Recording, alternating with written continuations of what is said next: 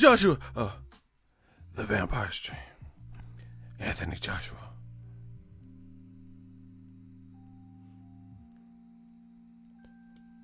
The Vampire Stream.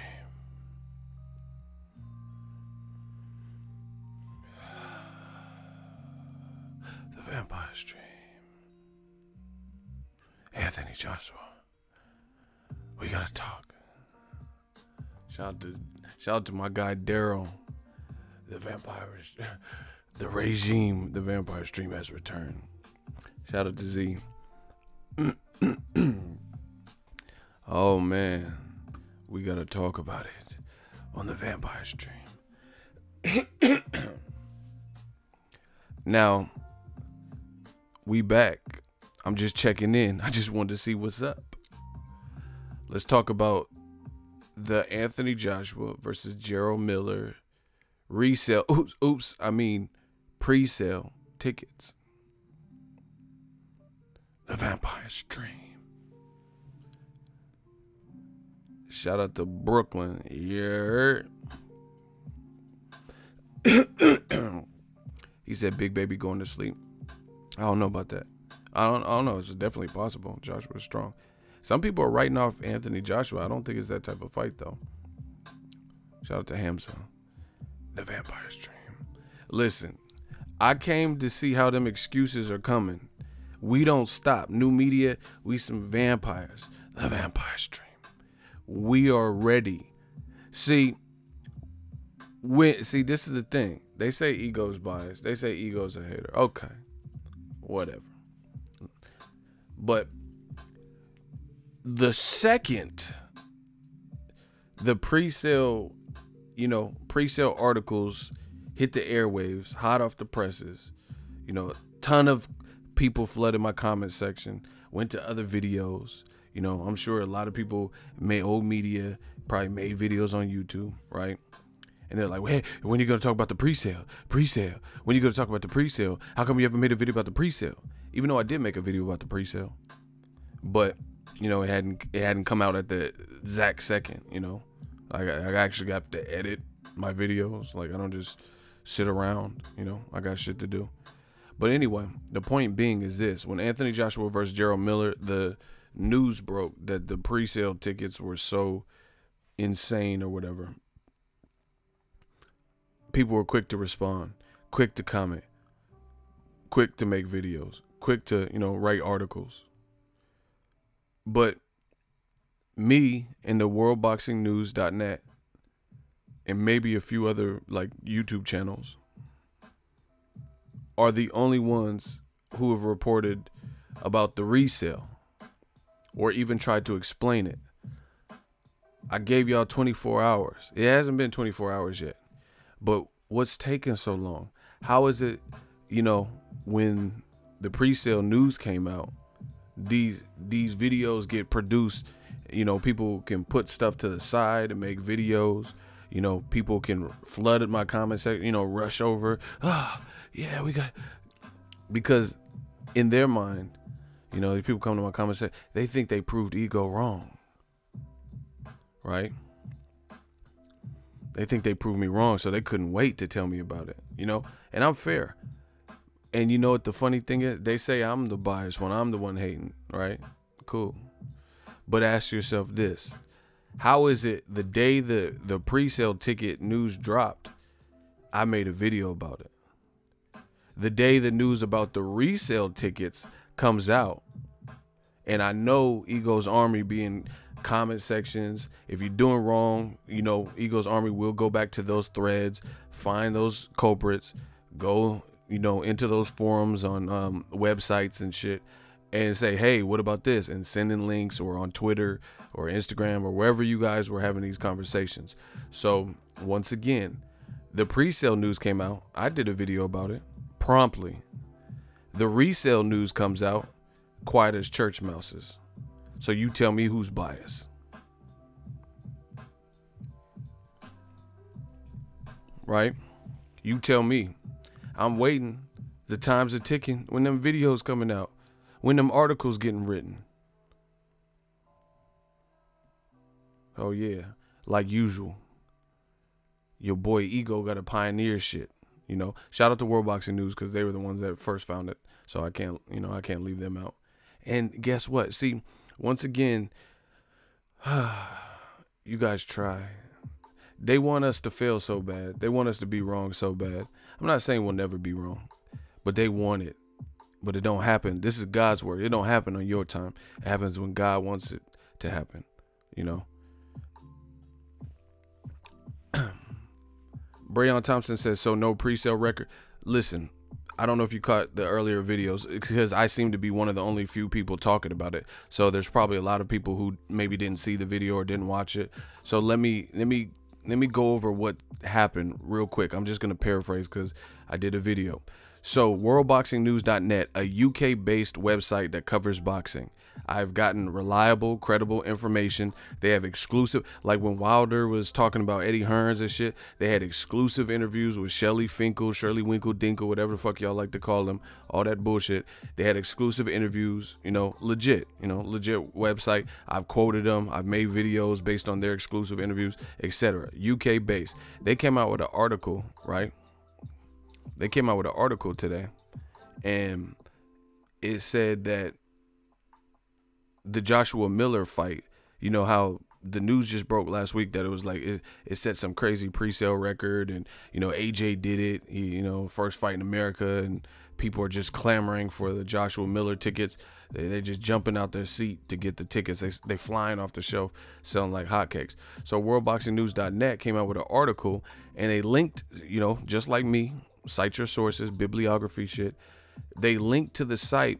There is a UK site ran by somebody who's connected to StubHub.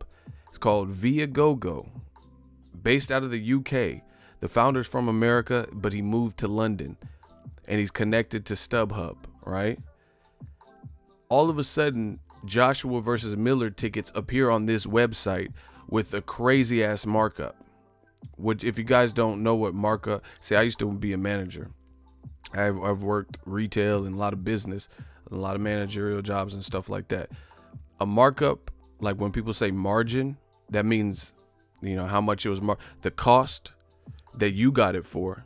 Because, companies, they can't sell, you would be out of business. You can't sell something for the price you pay for it, because then you would break even, right? And you would never profit. So how are you going to get more supplies if you never make a profit? So what the markup would be, or margin, what that is if you like, here, I'll use a great example, and this is all true, all facts. Shout out to Ronald Finkley. He was clapping shit earlier.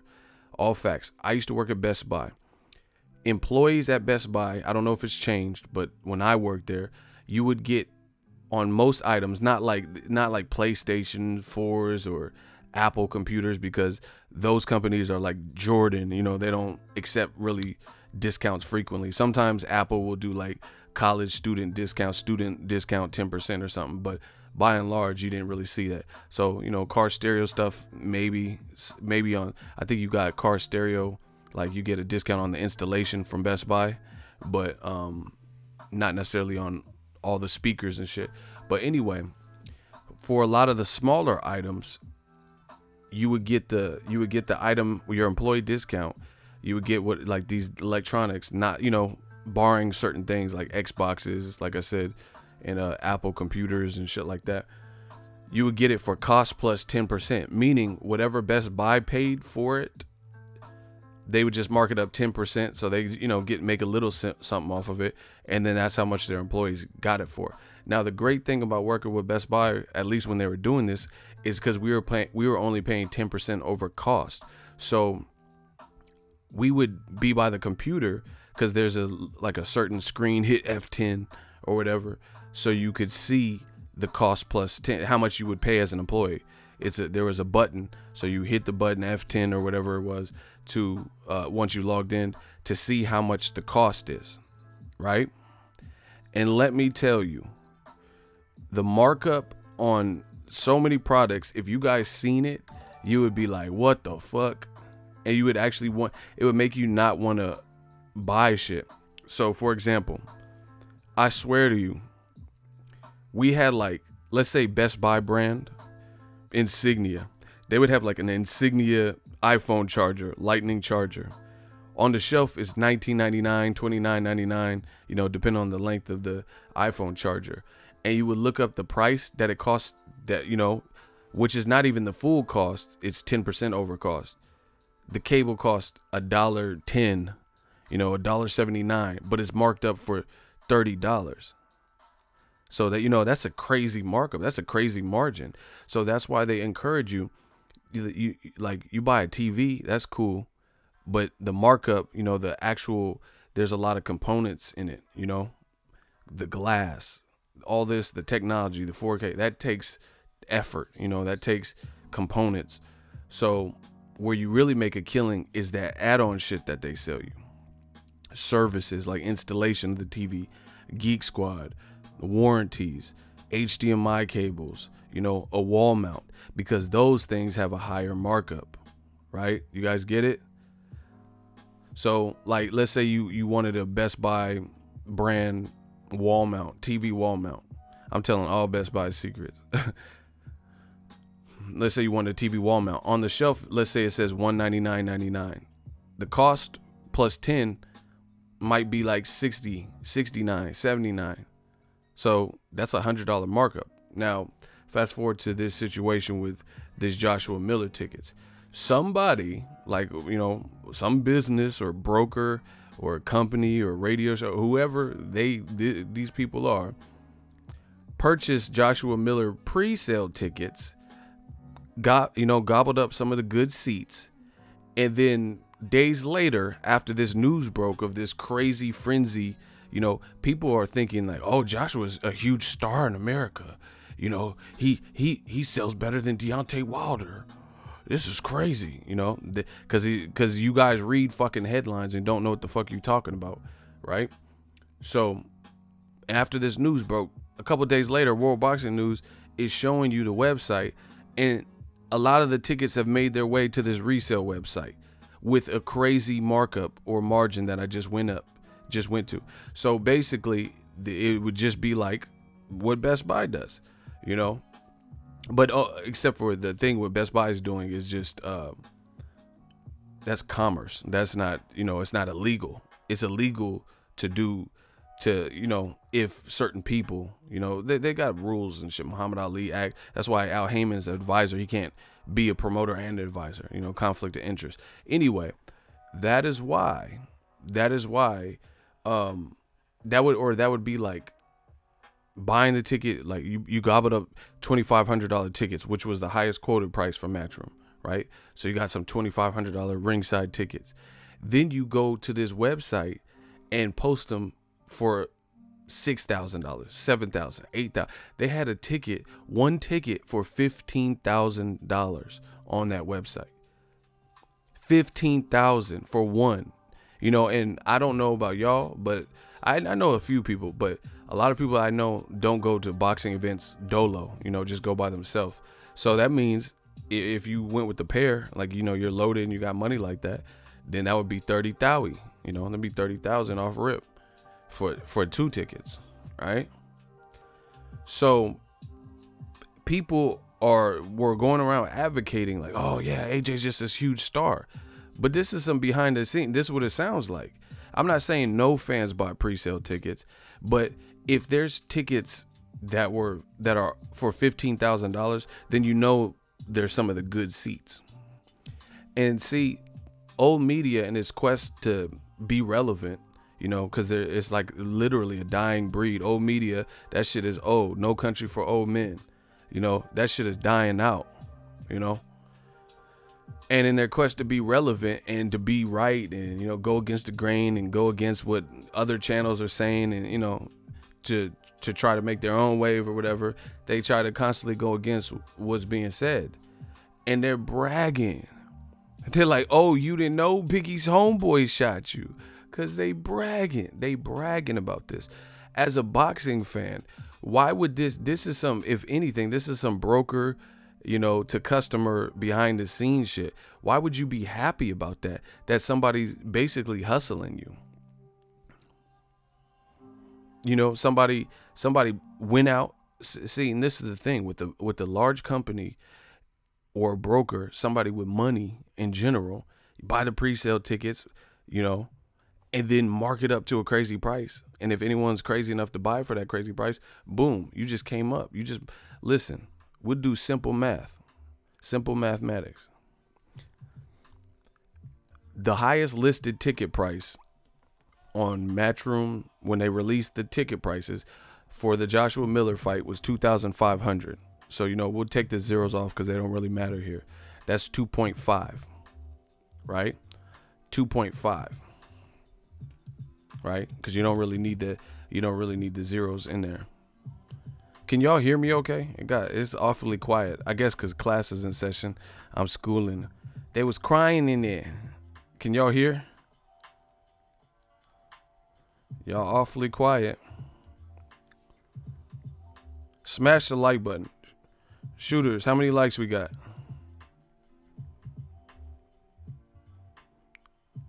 How many likes we got, shooters? The vampire stream. All right, peep it. Class is in session. So, the highest listed ticket price on Matchroom's official verified Twitter, which I showed on my live stream earlier, was $2,500. In this case, we don't really need the zeros. You know, we'll work with simple fractions, simple numbers, right? So let's say 2.5. 2,500, bump the zeros off, 2.5. 2.5 times 6 is what? 15. We got to do way better than 19 likes. Once again, let me do the math again. $2,500, or putting it in a mathematical equation, that would be 2.5. You know, we don't really need the zeros. We can add them back on later. 2.5 times 6 equals 15. There was a ticket on there for $15,000, right? So bump the zeros back on. That would be $2,500 times 6. You get 15,000. So the ticket, one ticket, according to what Matchroom listed it as for the higher price tickets, 2,500. 2,500, once again, simple math, times 6 would be 15,000. So that's 6 times the price that they're advertising the tickets as. So that's a hellified come up for whoever's, if they can get that off and if someone's down to pay that for that fight. You're charging 6 times what you purchased it for. You know, that, I mean, that's a flip. You know, I know people that work in real estate.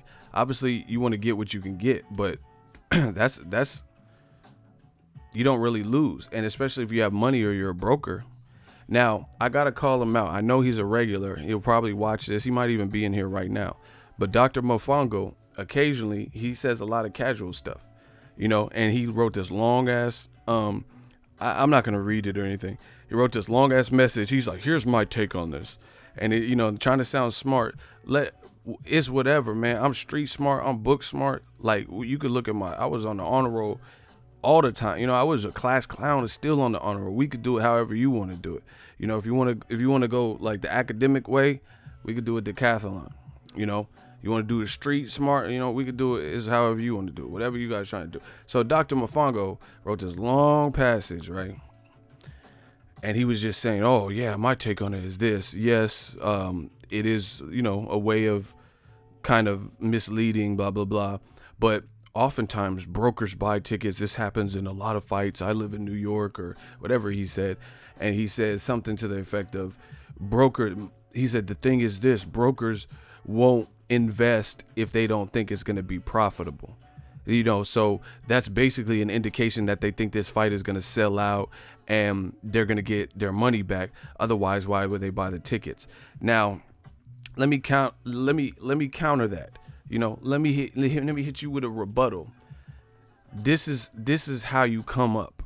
See, I'm from the Bay Area, people, home of the players, pimps, and hustlers. The Bay Area, the Yay area, and back down. You can't come to certain areas and hustle the common folk. It don't work, you know, especially somebody who's been around the block. I've been around all types of business-minded you know, I used to work with do video editing for P. Diddy's barber. Shout out to Curtis. You know, cuts hair for Usher, cut Will Smith's hair, all types of shit. He big moves, you know. My barber from Compton, you know, my longtime barber, DC, making big moves. Shout out to Andy's Clippers, right? So I've been around, like, I just been around different hustles, different industries. You can't out hustle a hustler, you know. You can't sweet talk a sweet talker. So here's the this is what he said, Dr. Mofongo, that I want to rebuttal.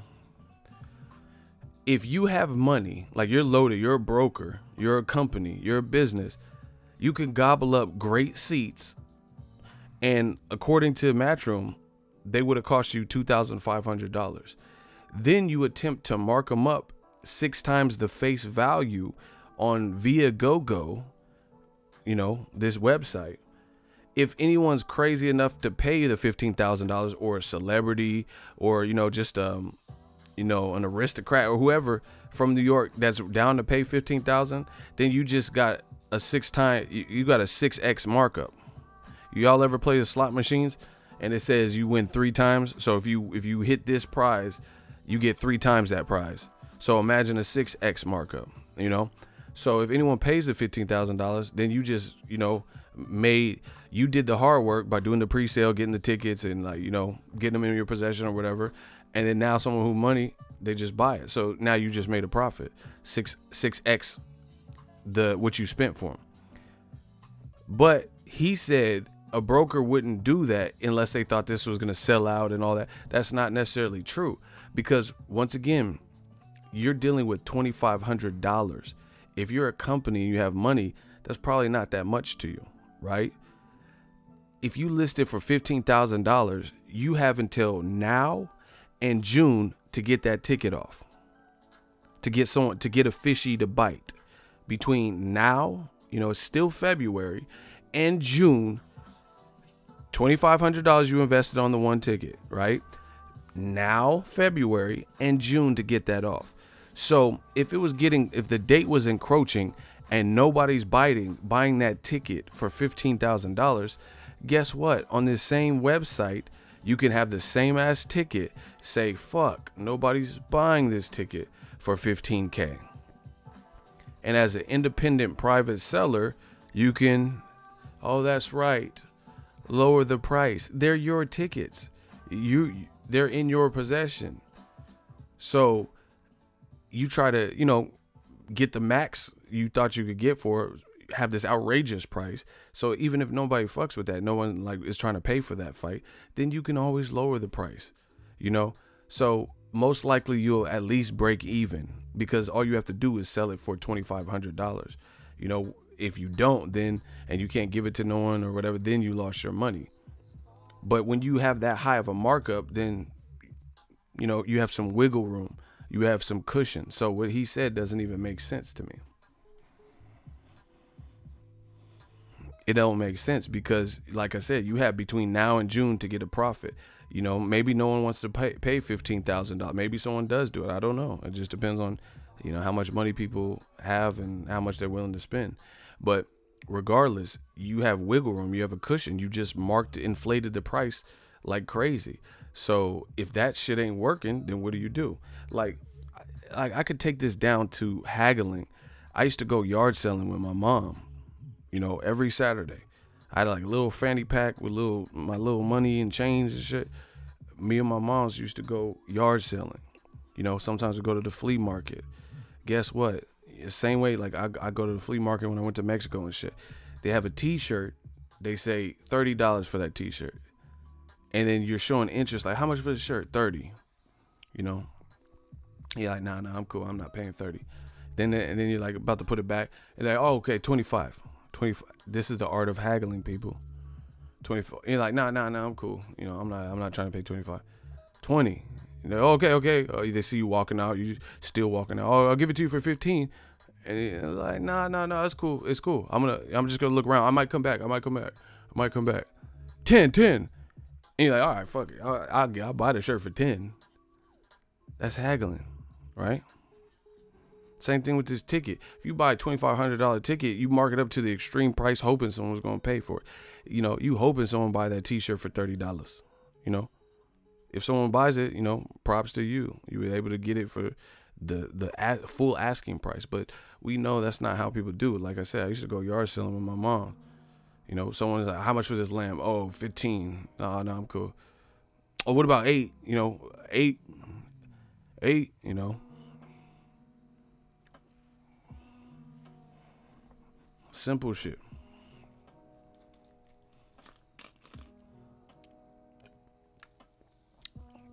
So whatever company or broker, they got time to try to off the ticket. If they can't do it, they can always lower the price. So what he said was some bullshit. He said that's an indication of the popularity of it. No, it's not. You know, because at max, $2,500 is how much you invested in that ticket. So if you got money like that, you just want to get that back, and hopefully and then some, but at the very least that back. You know what I'm saying? Period. And as boxing fan, I don't see how people, they're like rushing to my channel, you know, say, oh, egos are hating and all that. You guys are happy for shit like that. You guys, or us, you know, not me really, because I get in the fights for free, but me at a point in time, you know, you guys are the consumers. So you happy that tickets are being purchased by brokers before most people know they're available, and seats are already gone. And I know concerts and shit and radio stations, I know they do that to a degree, but see, there's this thing that's been trailing Eddie Hearns, particularly regarding the flipping of tickets. Like they it's like they doing it like for clout, you know, and you're gouging the public basically. You're basically gouging the public, because and to see, this is them dudes in the UK and girls and whatever, this is what is happening to y'all. You know, they're like, they up here defending, yeah, we're not gonna take it, but you guys are the ones getting gouged. Like, you know, this just happened to America. This is one fight. Y'all dudes in the UK and girls in the guys and gals in the UK, you know, you got to buy tickets through resellers for 2, 3, 4 times what they should cost. And they happy. They bragging. They bragging about that. Like, I don't see how that's good. Like, I don't see as that, like, you gave a bunch of tickets to like a, you know, sick child's hospital or something. That's praiseworthy. Not a bunch of people with money who already have money who are looking to make more money. How is that? You know, like I said, go to, you know, if you went to New York, you went to Brooklyn, like, you know, went to Brownsville Boys and Girls Club or something, and then you letting the staff and some of the children get into the fight, you know, I respect that. That's, to me, that's something, but not like a company or a radio station, Breakfast Club or brokers or whoever the fuck, you know, PR people buying up the tickets before you even know that they're out, and then marking it up, and then you got old media bragging about it. Yeah, he did it. All right.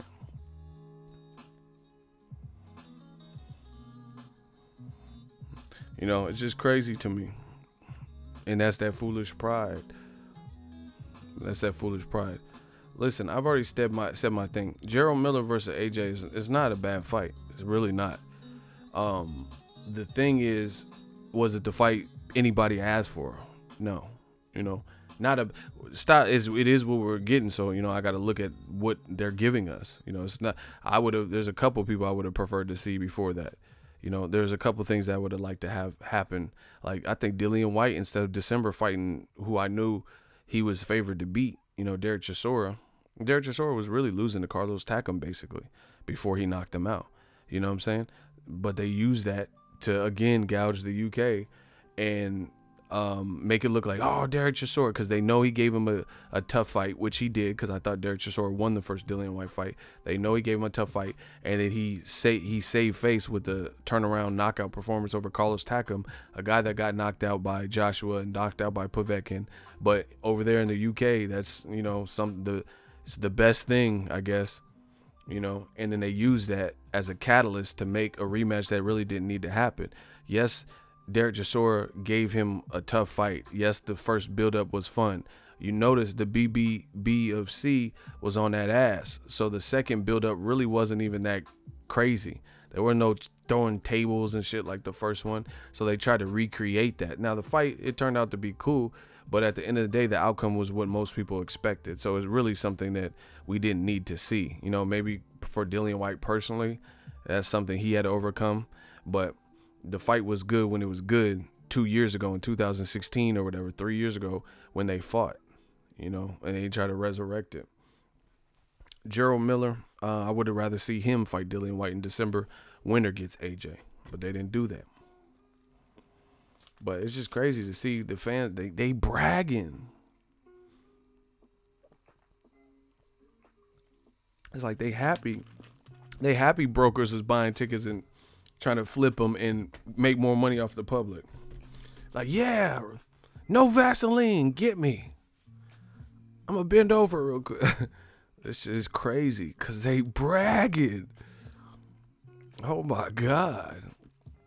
You know, and the thing is, it's also, promoters do this shit too. Infomercials. I've already went over all of this. Scare tactics. You read that the tickets are moving like crazy and flying off the shelf.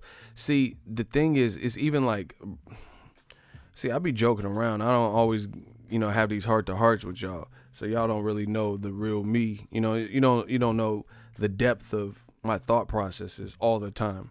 But here, let me shed some light and show you how this. If y'all want me to kick the science, get the likes up, and can I get a hell yeah? I'm gonna kick the science real quick on the vampire stream. I'm gonna show you how to do this, youngin.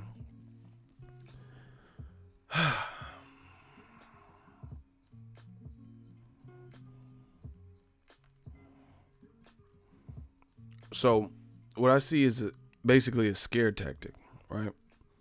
Here's how. It's a scare tactic because even live streaming on YouTube, everybody wants to be in the in crowd. Everybody, wants to be included. That inclusion is a motherfucker, you know? So live streaming, that's why it's popular, because people want to be there live when something is happening, you know? So they can, I was there, you know? That's why we go to live concerts and stuff. Live streaming. People want to be there when it happens, you know? People don't want to miss out. You don't want to miss out on a deal, miss out on an opportunity, miss out on a chance, right? And so on and so forth. So to me, it's like a scare tactic. They use this for sales and infomercials.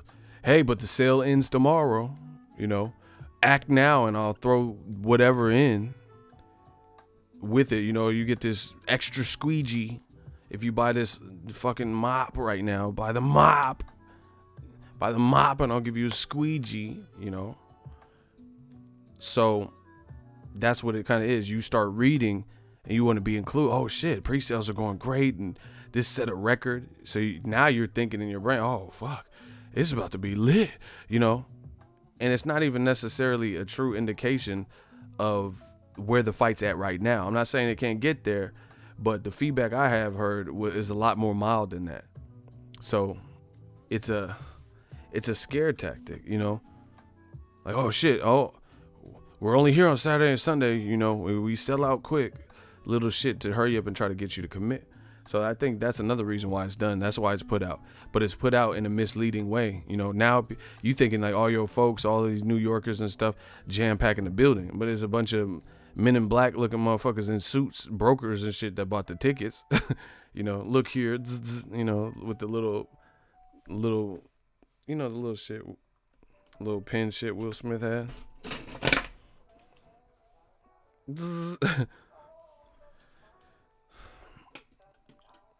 Yeah.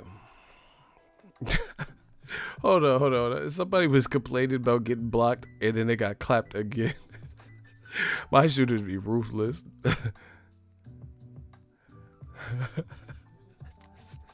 Hey, these shooters is ruthless. Somebody was like, yeah, I got blocked. And then they got clapped as they were saying how they got blocked. Hey, these shooters is ruthless. I try to tell y'all, Ruthless Records. Rest in peace to Eazy-E.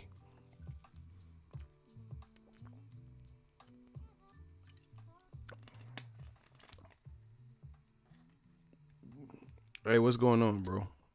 Are you drunk?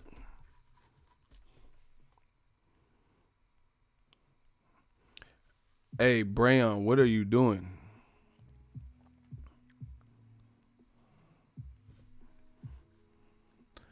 Hey, Brayon Thomas, you sleep? Sitting on your phone? Hey, dog.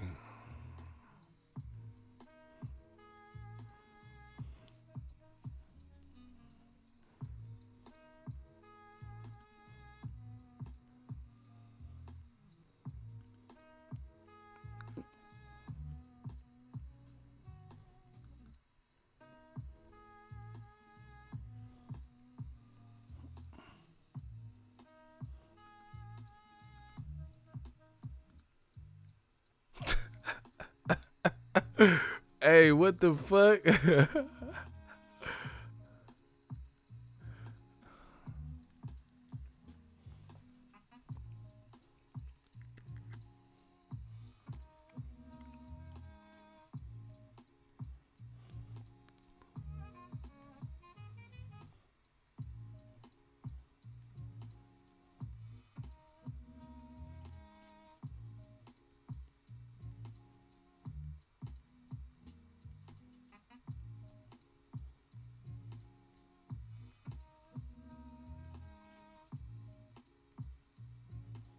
Hey, I had to block him. What the fuck? I don't know what. I had to block dude. I don't know what. See, they be tripping. Hey, my streams be so lit. I don't know what that was. I thought I was tripping. I'm like, what? Hey, bro. I'm screenshotting this too in case YouTube try to act like I was spamming or something. Hold on. I'm screening this.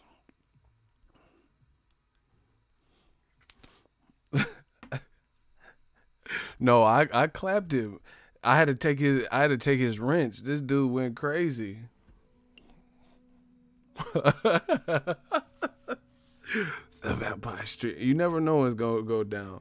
Somebody said he had a seizure. Hey, you fuck with me, you fuck around, have a seizure or a heart attack. Hey, I thought I was tripping. I was like, yo, what? Because it was a moderator that did that. Hey, this is some Donnie Brasco shit. These motherfuckers work hard to get promoted to become moderators and then do some Donnie Brasco shit and then switch sides. Hey, Chris is tripping. He said, what the fuck was that?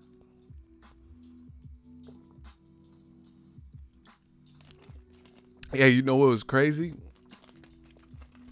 The craziest part about it, excuse me. The craziest part about it is I couldn't block him because he was doing it so much. I couldn't even like block. It wouldn't even, like, my computer wouldn't even let me actually click on his name because it was like he was moving the screen and all that. I literally could not block him. It was like he like froze my shit up. What? Hey, shooters, please help me out. If that ever happens again, because that might, I don't know what YouTube, they got people watching and stuff and robots, and they might be like, oh, he's sending people viruses or something. So shooters, I need y'all help. I know he was a shooter, but I don't know what happened to him. He got possessed or something.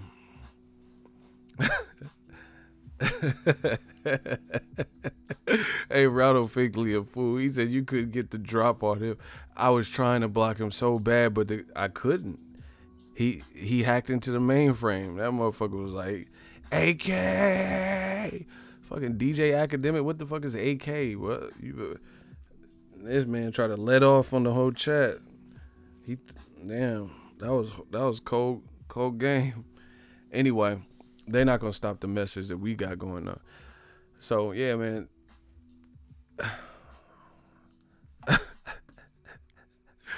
This shit is funny, yo.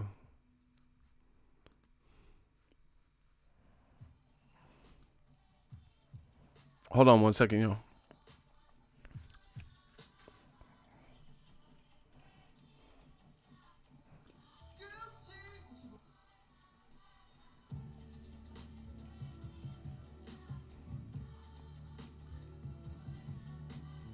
What the fuck is...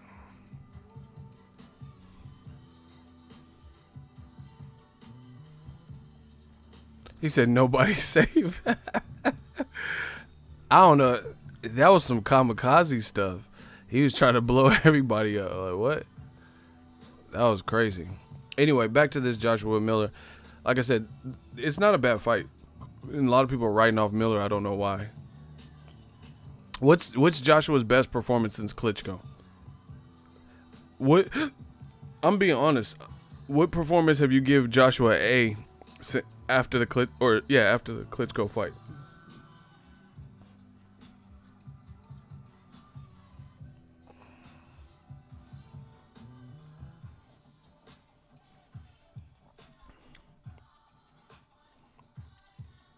Povetkin? I didn't think he looked that good in the Povetkin fight. I mean, he did what he had to do in the end, but he was getting stung. His nose was bleeding and stuff. I don't think he looked like awesome. You guys think he looked awesome in that? At least early he didn't.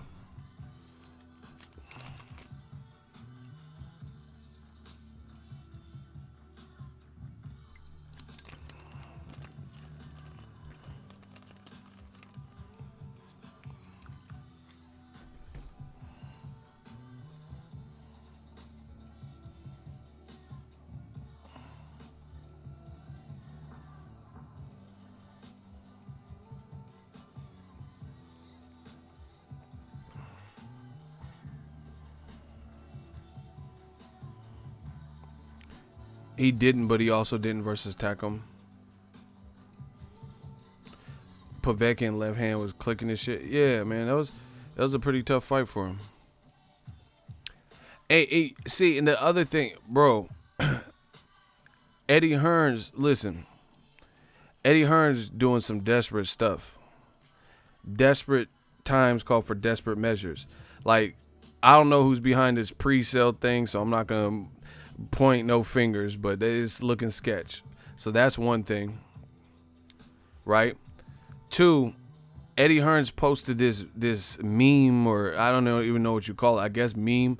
It was a picture of Anthony Joshua, Tyson Fury, and Deontay Wilder. He just posted this on his social media handles. It was a picture of all of them, and it showed everybody before their 21st fights, or leading into their 21st fights. And it showed everyone in 21 fights Joshua has beaten. It showed everyone that Wilder had beaten in his 21 fights. And everyone Tyson Fury had beaten in his 21 fights. Right? And he was just like shrugging, like basically, look what Joshua's done in 21 fights. And these guys didn't do that. What the fuck does that mean, though? What does that have to do with anything? Like, I need someone to if I'm wrong and you want to debate in the hot seat, let's get it.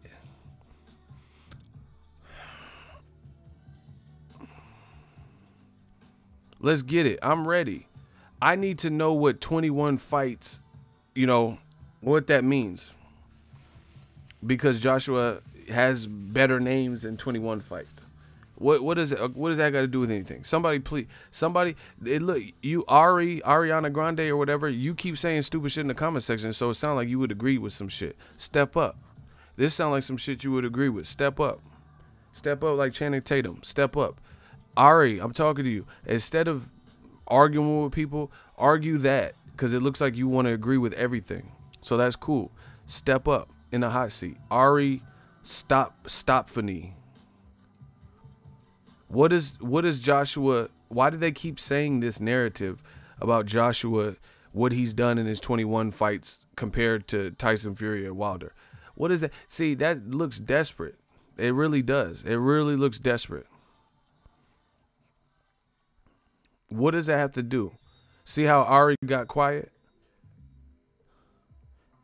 Hey, Ari, you got 5 seconds to respond. Okay, you in the hot seat. Now he responded. He said it means he fought the best competition and proven himself the most. What does 21 fights have to do? So when did 21 become the magical number? Are you saying he doesn't have the best fight resume? It's not. It's close. It's not what you're making it sound to be. It's close. Wilder Wilder fought Luis Ortiz. Who's his Luis Ortiz? You know? Klitschko. Luis Ortiz had never been stopped. Klitschko has. By Corey Saunders, Lamont Brewster. And he was coming off of a loss. So, yeah, strike one. What else you got? So, Dominic Breazeale would beat Tyson Fury. Because Wilder fought Tyson Fury and AJ fought Dominic Breazeale. Charles Martin beats Tyson Fury. Eric Molina beats Tyson Fury. What are you talking about?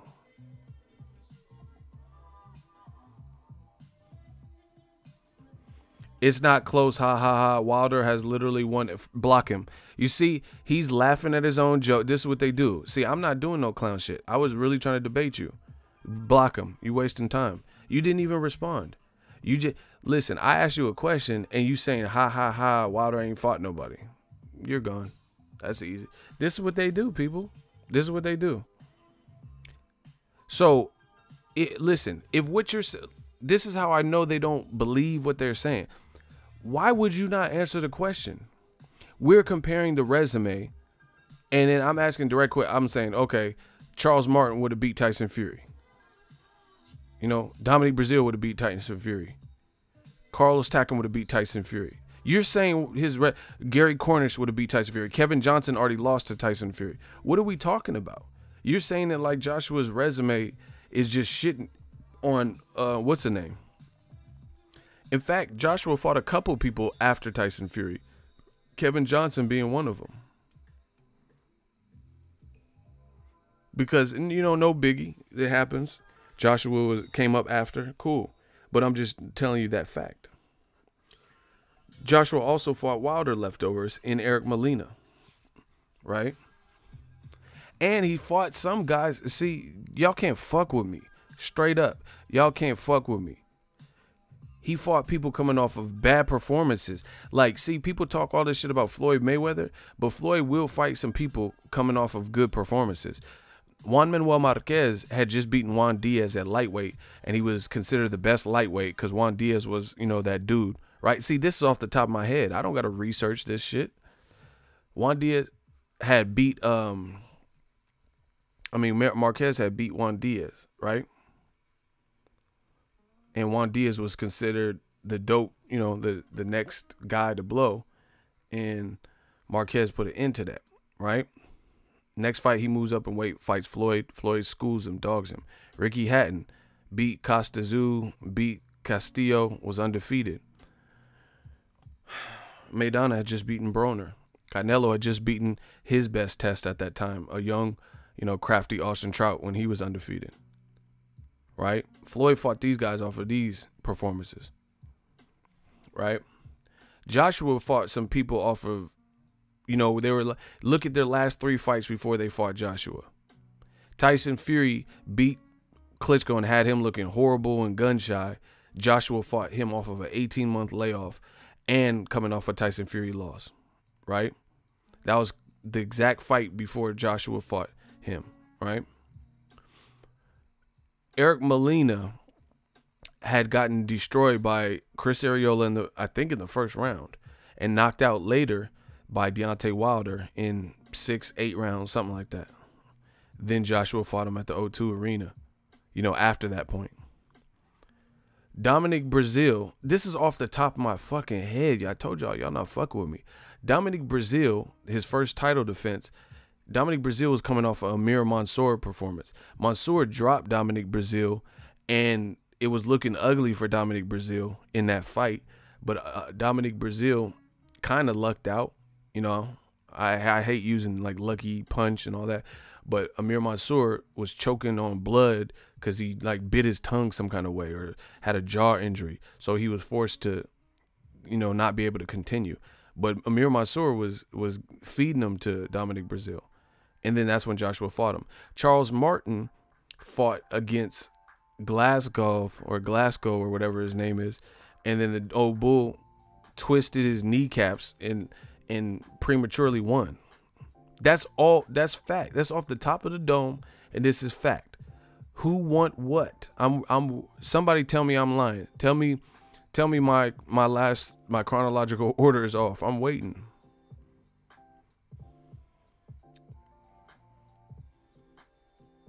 Block UU on the lit. It's the same guy. Uno Lido or whatever. That's the same guy that we already blocked. I could tell by how he writes. Block him.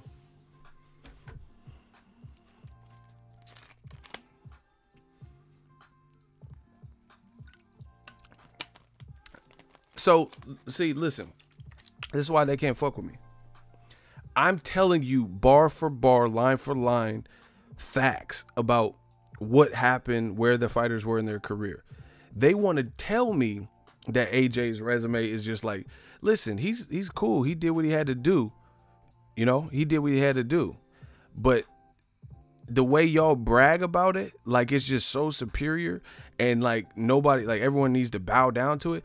Now we got to look into the details, you know? Alexander Povetkin. He was supposed to fight Wilder, failed a drug test, got banned and suspended, dropped from the rankings. Then he was supposed to fight. They let him, you know, they said, you know, we don't know when you had the meldonium in your system. Fuck it. We'll let you fight again. Fight an eliminator with Bermain Stavern. This dude failed another drug test with Osterine the same year in like December or something. Bermain Stavern was in Russia. They had a weigh-in and everything. Fight gets canceled. He gets suspended again. I guess the first wasn't like an official. He was suspended. The fight got canceled with Wilder, and he was like temporarily suspended while they sort out the details and have like a hearing, if you will, right? Then Alexander Povetkin, age 41, I think 40, some 38, whatever age he is, sat on the shelf, came back, fought David Price, who's been knocked out 5 times in his 5 losses. Povetkin got rocked by David Price. He didn't just go out in there and blow him out. He got rocked and was falling back. Then he knocks out David Price brutally, gets a Joshua fight because he's a mandatory. This is the chronological order. So what are we talking about? You guys are making it like Joshua, he went in there and just fought like King Kong and then the Power Ranger Zord, and then he went and fought Godzilla. You know what? Who was even looked spectacular in their last 3 fights that he fought, you know, out of the big names? Carlos Takam, another person. Okay, he wasn't even supposed to fight Joshua. This is all fucking fact. That's why don't come here with the bullshit unless you know what you're talking about. You're going to get chewed up 7 days a week. I promise you that. Now, I'm not blaming. See, this is the thing. Don't get it twisted. I know my boxing. Kubrat Pulev was supposed to fight Joshua. It's not Joshua's fault he pulled out. I get it. But you guys keep, once again, throwing his resume in people's face, so now we're forced to look at his resume. Kubrat Pulev pulled out. It's not Joshua's fault. But the reality is he took a late, last-minute sub in the form of Carlos Takam, who had already been beaten before and stopped by Povetkin. Fact. So what resume name are you guys referring to when you're telling me that his it's cool for 21 fights? That's cool. But you guys are making it sound like he was fighting killer after killer and they had like so much momentum. Explain this. What person had crazy momentum that he fought? I'm waiting. Who was just like steamrolling guys and then Joshua fought him? And the other thing too with Carlos Takam, he lost to Povetkin by knockout, fought 2 weak people or a couple, you know, middle of the road, you know, just whatever fights. Then he fought Joseph Parker before he was a champion, and then Joseph Parker beat him. Joseph Parker beat him before Joshua. So once again, this is all facts. And the only reason we're dissecting it and looking at it so intently is because it's being thrown up in our faces. So that's why it's a bad look. So Povetkin knocked out Takam. Parker beat Takam before he was a champion.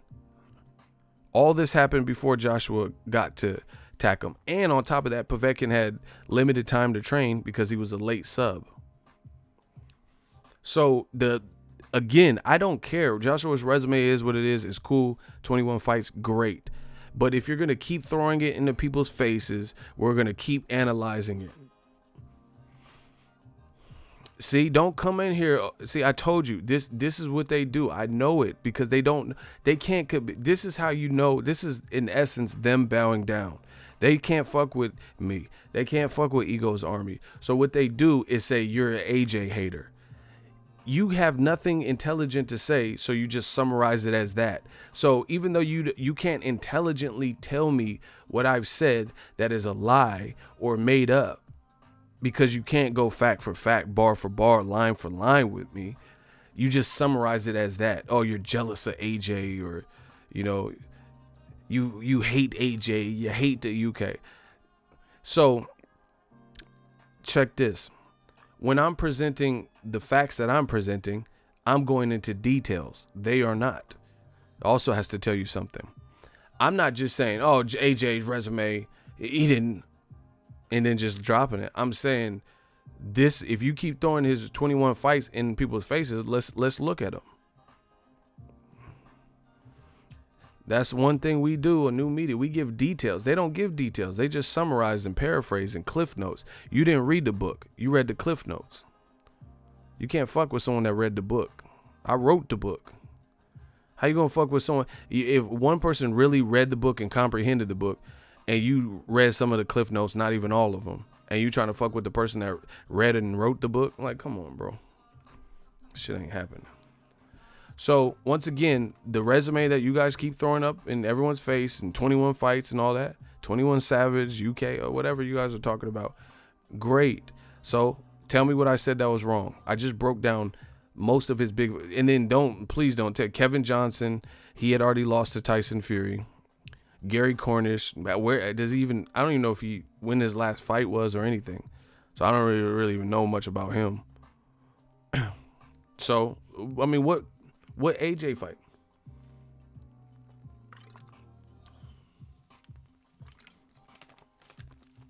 Name somebody like a Luis Ortiz. Somebody that was just like looking like boogeyman like. That's why I'm not sleeping on Gerald Miller, because that's probably the closest thing. You know, outside of Klitschko. Gerald Miller is probably the closest thing to like somebody with some type of momentum. And the only difference is Gerald Miller, you know, we haven't seen him against an elite guy like him, like Joshua is. So I wouldn't care. I wouldn't count Gerald Miller out for sure. I wouldn't do that, because this is the closest to, you know, someone who hasn't been stopped, somebody who has a crazy volume, and someone who outweighs Joshua. This is a difficult fight. It could be a difficult fight. I think it is going to be a difficult fight, to be honest.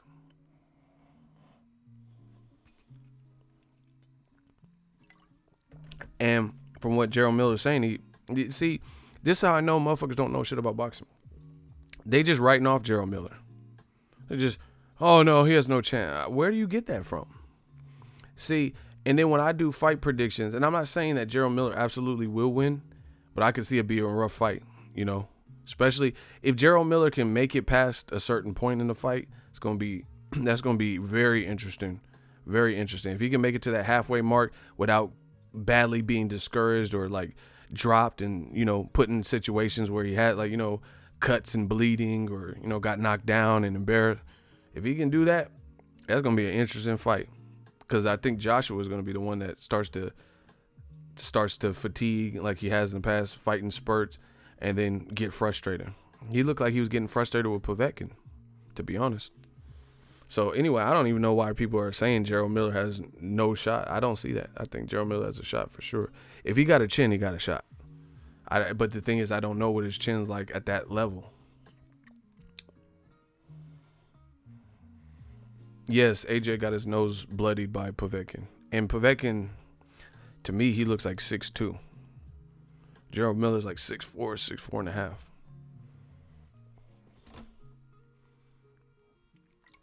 Not to mention 300 and something, 17 pounds. So it's gonna be interesting to see what kind of game plans they got. Once again, you notice. Listen. You notice these dudes don't come and defend. See what what kind of man fan are you when you can't defend all of this stuff? I just brought up. We just went line for line, and you guys are claiming to be like riders, and you guys can't even rebuke what I'm saying. What type of fans is you? Because I know, like, I've gotten in heated Pacquiao Mayweather conversations, and I was schooling people. I was like, man, Floyd got this. Da da da.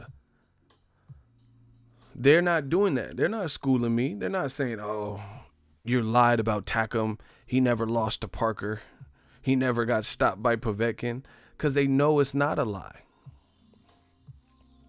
Once again, the only thing they could do is run to another channel, run to a forum, and talk about your boy Ego, and say stuff. Oh, he's a hater, and why won't he give credit? That's generic shit. Listen.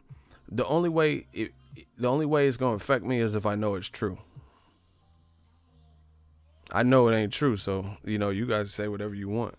I don't hate that man,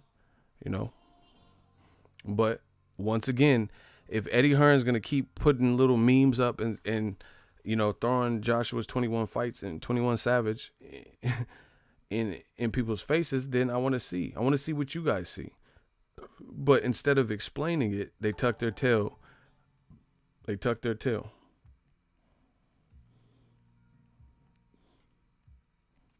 Look, it's his last post. It just has it says after 23 fights. What does that have to do with anything?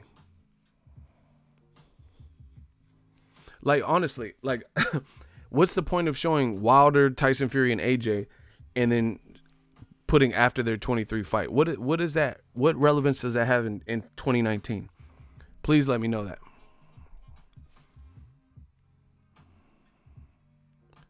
What, like, you're showing where Joshua is after 23 fights and where Tyson Fury and Wilder were in 23 fights.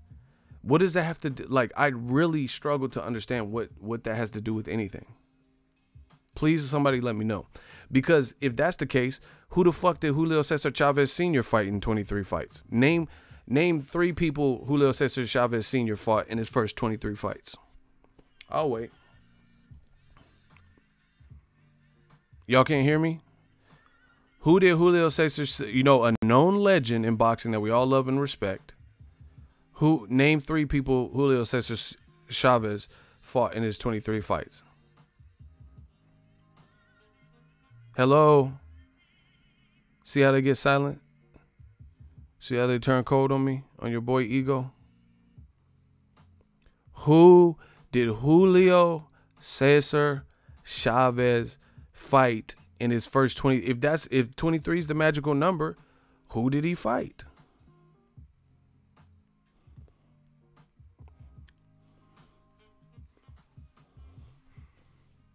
Hello? You see? It's just like I'm talking to myself.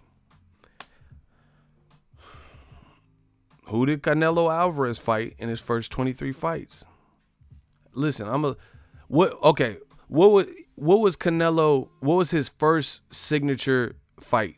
Like, the biggest name he fought. Who was the first biggest name Canelo Alvarez fought?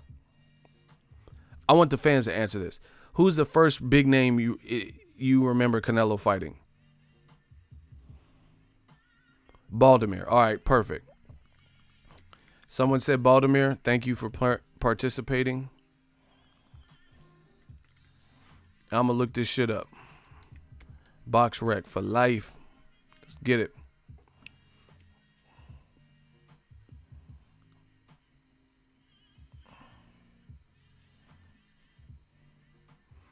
Carlos Baldomir was the first name, and he was 40 for the record. He was 40 or 41. All right, when he fought Canelo, he was 40 or 41 years old, and it was Canelo's 33rd fight.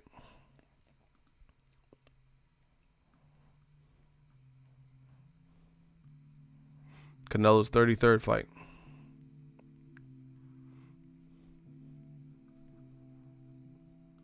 So, who did Canelo fight in his 25?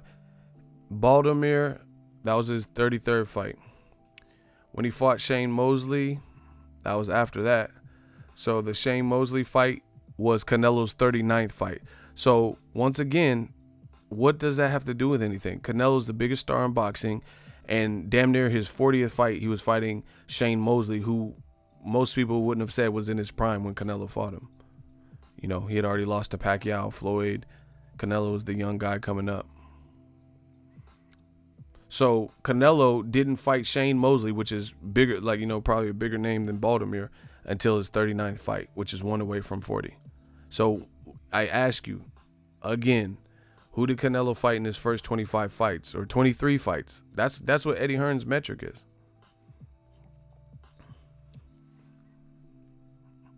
is. See how desperate that looks?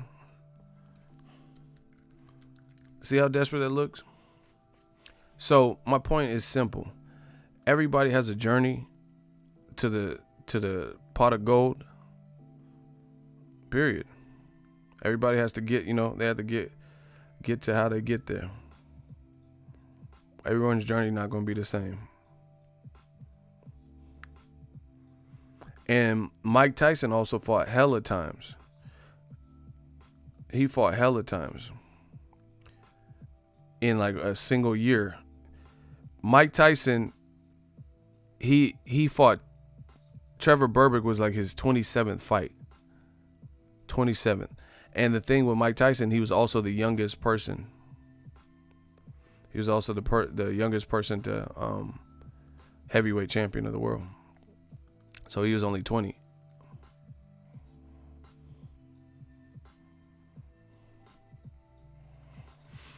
And it goes deeper than that. The other thing is promotion. You know, the UK is a great market. They get behind people. So you're able to build a guy just off of that. You know, having support and him selling out. You can keep him selling out venues. He wants to make money. You want to make money. So that's one thing. Two, with that type of fanfare,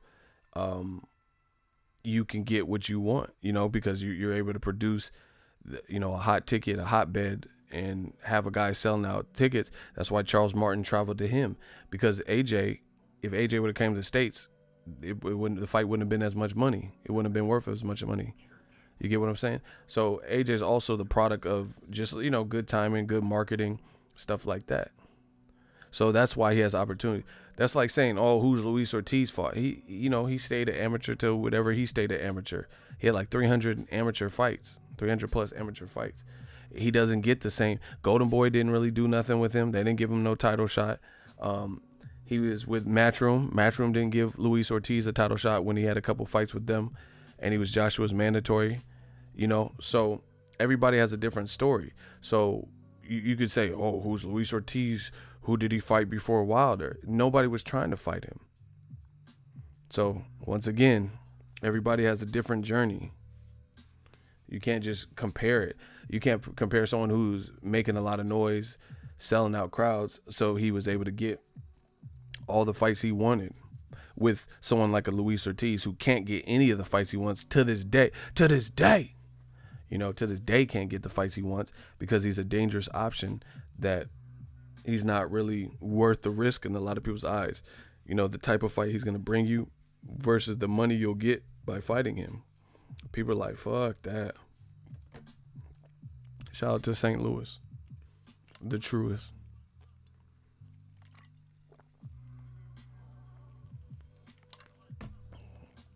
Super ego facts. Joseph Parker got called out by Wilder several times. Didn't fight him. And that's another person. AJ fought Joseph Parker, yes, but Joseph Parker didn't really look good. He didn't look good versus Hughie Fury. He won the title, a vacant title, by split decision that some people thought Andy Ruiz beat him. And he looked bad versus Raz Cajano. Those were his fights leading up to AJ. Raz Cajano, I was at the Staples Center. Mikey Garcia, Robert Eastercard got demolished by Luis Ortiz in 2 rounds. Raz Cajano pushed Joseph Parker the full distance. Styles make fights. So, anyway, to wrap this up, I'm still waiting for them excuses. The Presale, where the follow-up videos and articles. Actually, I think Parker looked better after and before his reign as a champion. I don't know if it was too much pressure, but he looked, you know, with Carlos Takam, he looked cool. And on his way up, he looked better than he looked as a champion, actually. But I wouldn't say he looked like, you know, crazy good. He's just someone to keep your eye on.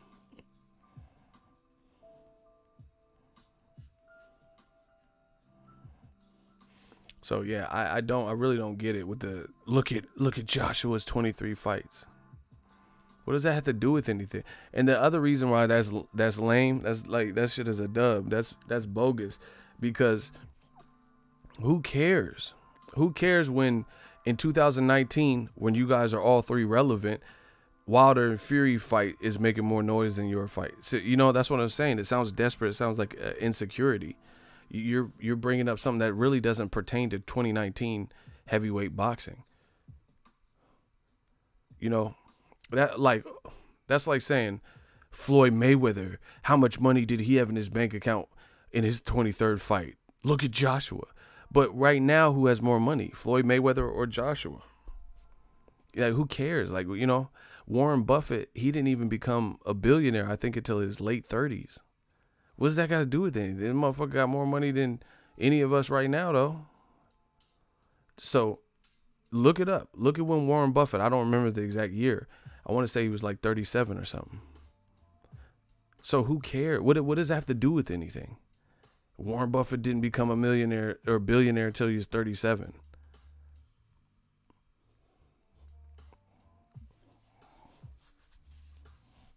It's like they almost like they're babying Joshua. Like they want us to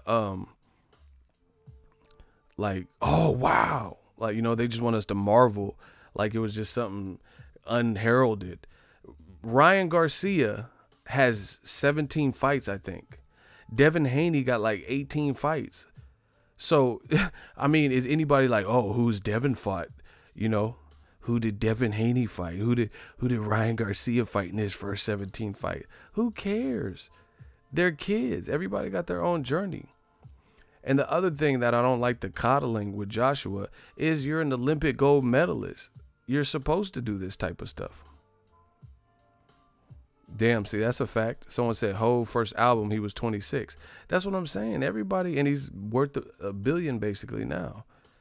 I just don't understand what that has to do with anything.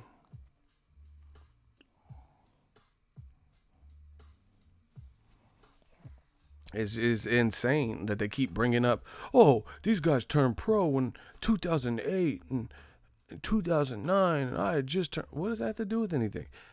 You're popping, Tyson Fury's popping, Wilder's popping. Fans want to see you fight.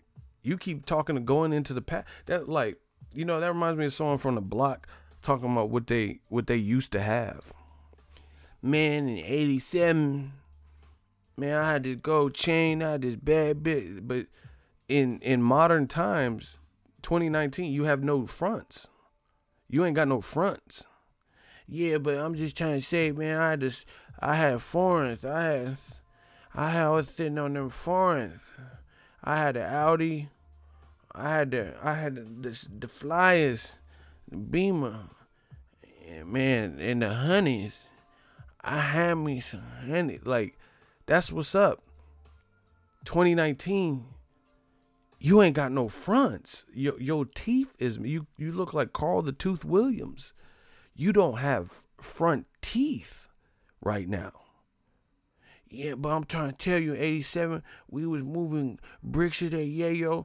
You know, Freeway Ricky Ross, when he needed a plug, he used to have to call me. I was the original plug. And Freeway, he wasn't that big at the time. He wasn't that big at the time. So he used to have to get, he won a time I had to get the, you know how them old players be talking, man, that jive sucker, he had to get the bricks for me. Man, I called Ronnie and them, and then Freeway, we gave Freeway, and that's how he got put on. Like, you have no fronts though. What you telling me about some shit you used to have? That's like me telling you about all the exes that I lost that I don't have anymore. Man, I'm trying to tell. Man, I had some, like, real talk. I had some exes. They had a rump, you know? What the fuck is that got to do with anything? They might have families now. I don't know what the fuck they doing. You know what I'm saying? Man, I had this one ex. Her shit was bow. Man, that job sucker. I'm trying to tell you. I'm trying to tell ya. But you ain't got no fronts. 2019 ain't got no fronts. You talking about what you used to say. This ain't paid in full, motherfucker. I love the hustle. I just love the hustle. I'm about to be on some real murder shit, hey. Like, you fake ass paid in full. Man, I had the leather when it first came out with the fur, with the pilot fur. Like, you don't got that now. You a Walmart greeter. You ain't got no fronts. Where them fronts at? Like, you could at least put a Lego right where the space is. You got a space bar. You got no fronts. Put a Lego right there. That's what I'm talking about. Get a Lego. Do they make white Legos? Yeah, they got white Legos. Just get you just connect that white Lego right there. You know, get some chiclets or some shit. Cause you ain't got no fronts. It's always the, you know, motherfuckers talking about with the past and shit. What about right now? What about them fronts? You know a motherfucker ain't got no fronts where you see their whole tongue and shit. You just look through. It's like movie theater curtains and shit. It just look straight through to the tongue. Like, damn, I see your whole tonsils and all types of shit when you talk. You ain't got no front. Like, you keep telling me about when people turn pro and where were they when I was in my 8th fight. What are we talking about your 8th fight for? I don't even, what? Like, I wasn't even a YouTube channel back then, bruh. I didn't even have a YouTube channel. That, you know, that's like me. I told y'all I used to work at fucking Baskin Robbins. Who cares? I said it there. Ego used to work at Baskin Robbins. Fact. But what's that got to do with now? Do you think bitches gonna hold it against me because I worked at Baskin Robbins when I was 16? She's like, give me your employment history. Let me see this shit. Oh, you used to work at Baskin Robbins? No, boo-boo. No, boo-boo. We can't date. Used to work. The motherfucker used to work at. Who cares? What's that got to do with now? I don't work at no fucking Baskin and Robbins now, motherfucker. What? You know, so you don't hear me. Actually, I have talked about Baskin Robbins a couple times on the stream, but you know, I don't just keep incessantly talking about when I worked at Baskin Robbins. That has no relevance to right now. I made it through. I scooped some ice cream, you know, use some elbow grease. What's that got to do with right now?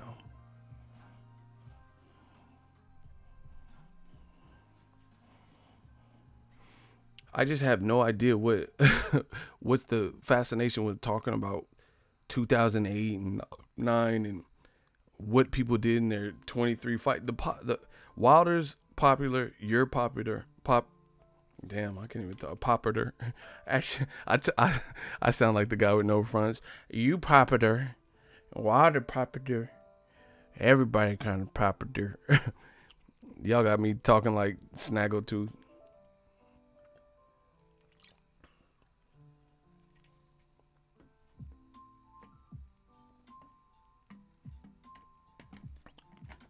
Yeah, I don't get this 23 fight shit. Like I said, Julio Cesar Chavez Jr. I mean, please don't say Jr. That motherfucker was on the bed like this, getting his pockets ran. Hey, Tatiana was on Chavez Jr. After the Canelo fight. That motherfucker Chavez Jr. was just like, fantastico. They was like taking his pants off, like taking his wallet out and shit. Chavez was like this. Like that. He was tripping after that Canelo fight. Motherfuckers on the bed. his belly button out and shit. Hey, motherfucker, the Vampire Street. Like, what are you doing, bro? He ain't been back since. I don't think. Has Julio fought?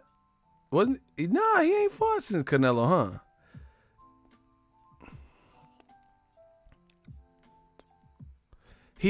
Julio, has he fought since the Canelo fight?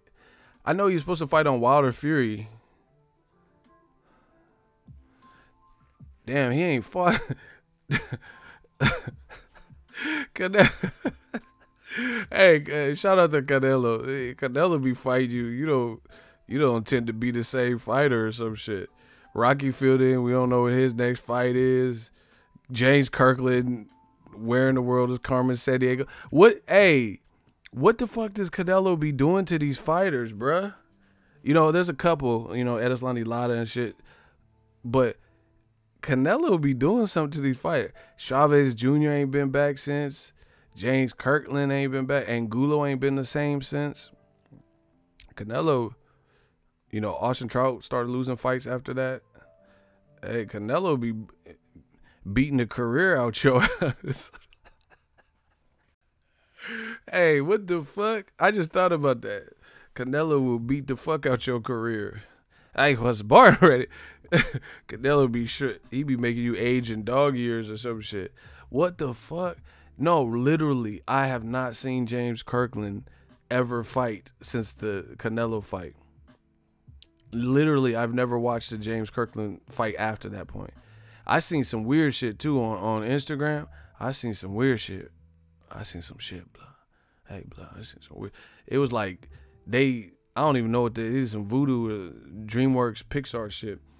They erased Canelo out of the frame, and it looked like a ghost was punching James Kirkland. That shit was weird. It looked like some paranormal ass whooping, like paranormal activity shit. Has anyone seen that clip? It's just James Kirkland like getting punched, but Canelo's erased out the frame, so it just looked like a ghost. Like, remember Marlon Wayans in The Sixth Man and shit when he's like, nah! Fighting the ghost.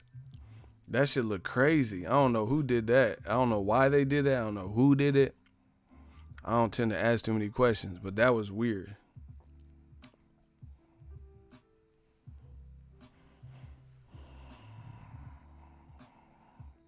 That man ain't. They got Ann Wolf and Wonder Woman and shit, because Kirkland ain't fighting. So she just like, man, I'm about to go to Hollywood. I'm about to make some movies. Man, I ain't seen Kirkland since. Same thing with Chavez. Canelo, man, Rocky Fielding, I hope he come back, man, because Canelo he be making you take some time off or some shit.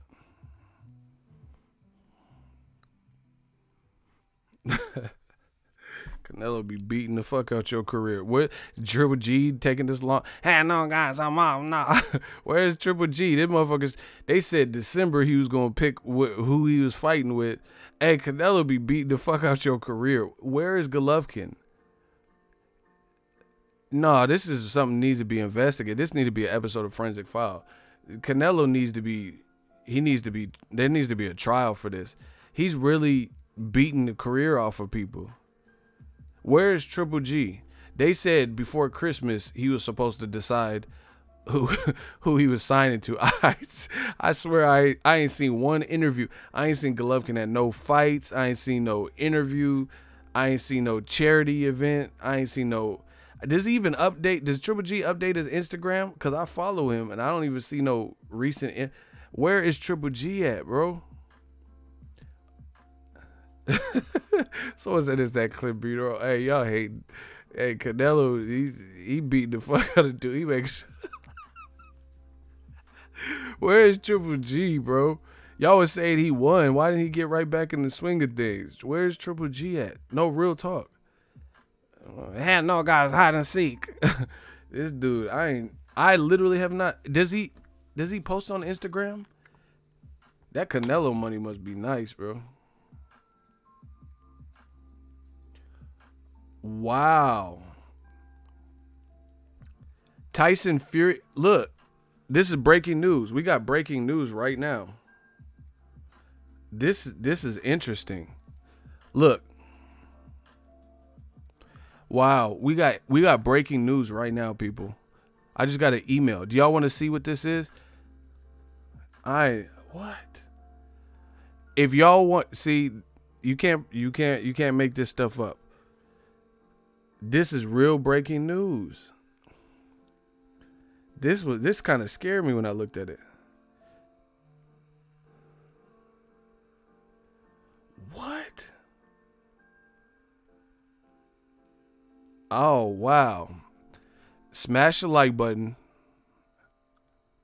You can't plan this. I'm curious now. This is interesting. Tyson Fury just signed a co-promotional deal with Top Rank. What? It said he fighting on ESPN. What? How is the Wilder shit gonna happen? I'm so... Is he even fighting Wilder? This shit is crazy. Look.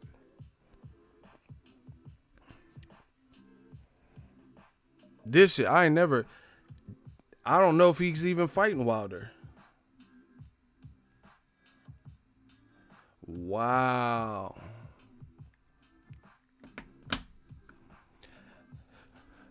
I don't know.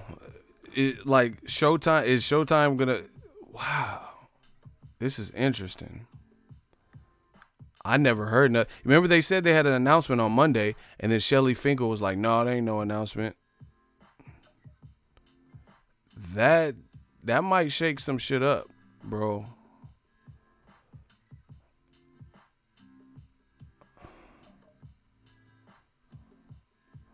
Wow. Hold on. Y'all want to see it? Y'all should love me. I give y'all the breaking news. Like literally give you the breaking news. This shit.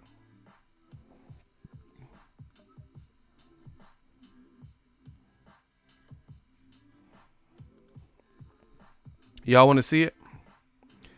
Y'all got to listen. On all my videos that y'all watch, I be working hard for y'all. I need y'all to like them. Leave comments, like them, get the engagement up. Your boy out here grinding for y'all. This video, regular videos, if you like what's happening, you know, the super chats and all that are great. You know, you guys know who contributed in that way. But we trying to take over the game. I need likes. I need comments, engagement. You know, let's do it big. Your man's working hard, y'all. This is insane.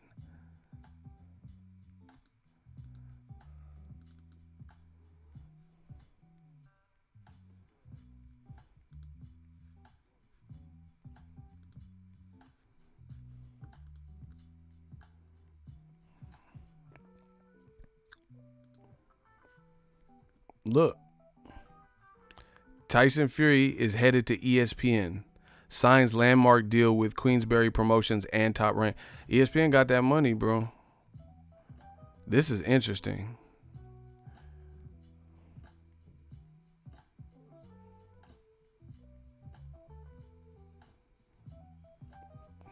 Top Rank ain't playing.